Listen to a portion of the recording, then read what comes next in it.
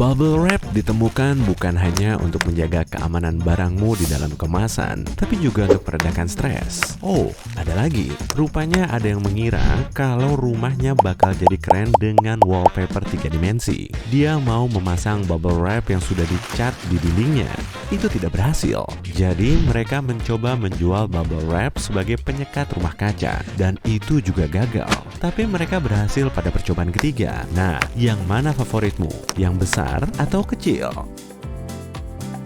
Setelah menyantap seporsi mac and cheese, kamu harus membersihkan gigi. Itu aturannya.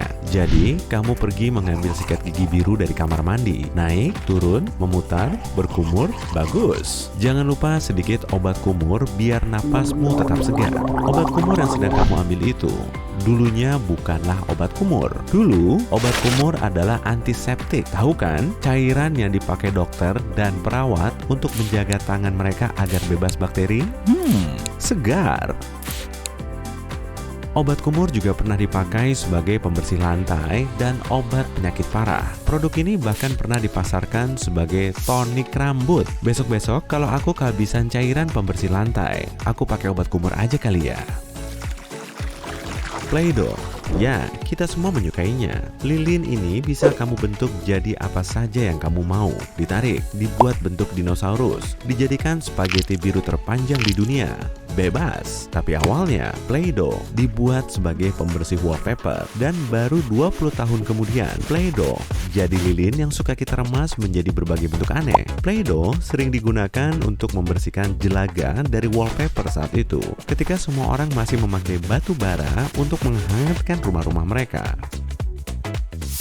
Cincin itu barang serbaguna. Orang memakainya dengan berbagai tujuan. Kamu bahkan mendapat cincin saat memenangkan Super Bowl. Cihui! Tapi, di masa lalu, cincin bukan hanya untuk perhiasan. Para pemanah memakainya untuk melindungi jari mereka dari tali busur. Dan orang yang berbisnis jahit-menjahit memakainya agar tidak tertusuk jarum. Sekaligus untuk tampil sangat bergaya. Bangsa Mesir memakainya sebagai stempel, cincin tanda tangan pribadi. Kamu memasuki kantor Mesirmu yang sangat indah, ribuan tahun lalu. Semuanya terbuat dari emas. Bosmu masuk dan berkata, tolong tanda tangani ini. Dan kamu tinggal menuangkan sedikit lilin di atas kertas lalu menekankan cincinmu di atasnya. Idenya keren sih, tapi gimana kalau cincinmu hilang? Sama kayak Play-Doh, semua orang suka slanky, apalagi di video YouTube dengan musik funky. Sebenarnya, pegas ini nggak sengaja ditemukan. Pada tahun 1900-an, seorang insinyur sedang bekerja keras di mejanya untuk mencari cara agar peralatan nautikanya yang sensitif tetap stabil saat perahu berayun-ayun di lautan.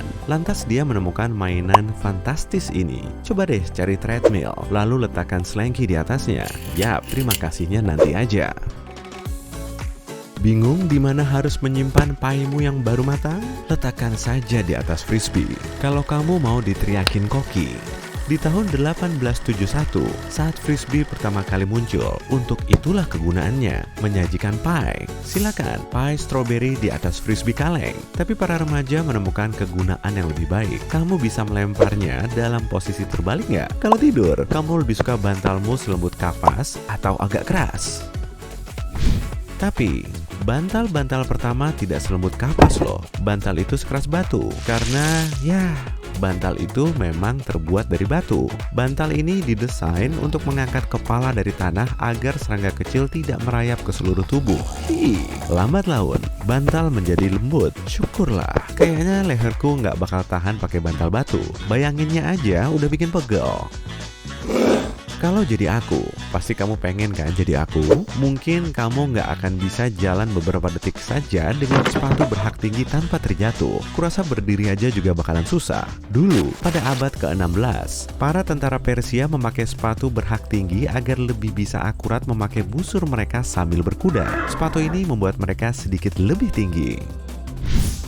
T-shirt. Tahu kan kenapa dinamakan t-shirt? Masa nggak tahu? Tapi orang dulu menyebutnya bukan itu loh. Pakaian klasik ini dulu merupakan kaos dalam standar angkatan laut. Saat itu, sekitar 100 tahun lalu, kata t-shirt bahkan belum ada dalam kamus. Pada masa Mesir kuno, beberapa orang berjalan-jalan memakai eyeshadow. Mungkin kamu pikir mode mereka sudah begitu maju, dan mungkin itu benar. Tapi kebanyakan orang memakainya untuk melindungi mata dari silaunya sinar matahari gurun yang terik sekali. Saat itu belum ada kacamata, eyeshadow juga dipakai sebagai bagian dari upacara. Kita tidak tahu pasti apa dan kenapa mereka melakukannya. Tapi yang jelas, itu bagus. Nggak sabar rasanya pengen lihat orang main ski pakai eyeshadow semuka-muka. Waduh, kamu lagi lupa sesuatu. Tenang, kita semua pernah mengalaminya. Kapan?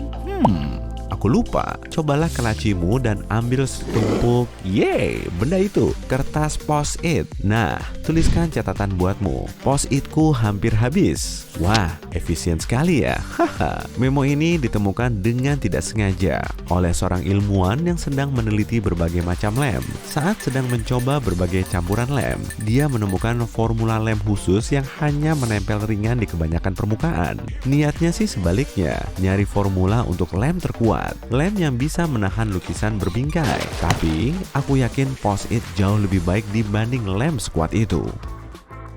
Tisu wajah sangat berguna di mana saja, terutama waktu kamu makan hotdog dan mustardnya beleberan ke tanganmu. Awalnya, tisu tidak diperkirakan akan multiguna. Tisu ini diciptakan sebagai penghapus krim dingin.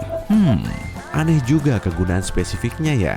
Setelah bertahun-tahun, orang mulai memakainya untuk apapun, terutama sebagai sapu tangan sekali pakai. Saat tim pemasaran mereka menyadari hal ini, mereka mengubahnya menjadi tisu wajah yang kita kenal dan kita suka. Kebaca banget ya. Kamu berusaha membaur dan tampil tenang di restoran, tapi tiba-tiba kamu nyenggol minuman sampai tumpah di atas taplak meja.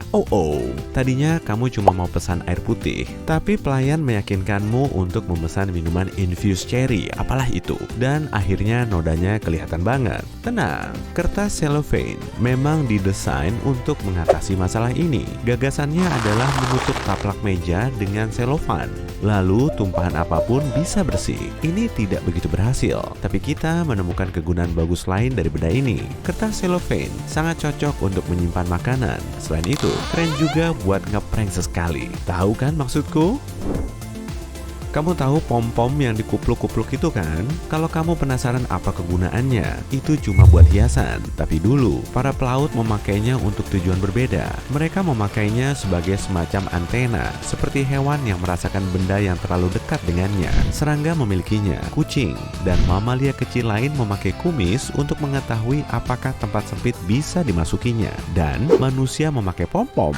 Berkat pom-pom, kepala tidak terbentur lagi. Tempelan berbentuk persegi di banyak ransel sekarang ini kebanyakan cuma hiasan. Tapi dulu, ini adalah gadget kecil yang berguna bagi pencinta alam. Mereka biasanya mengikat peralatan tambahan di persegi itu, atau untuk menggantung sepatu kets berlumpur. Selama bertahun-tahun, mungkin tempelan ini sudah kehilangan kegunaannya, tapi nama anehnya tetap bertahan. Kamu bisa menyebutnya last step atau fixed note.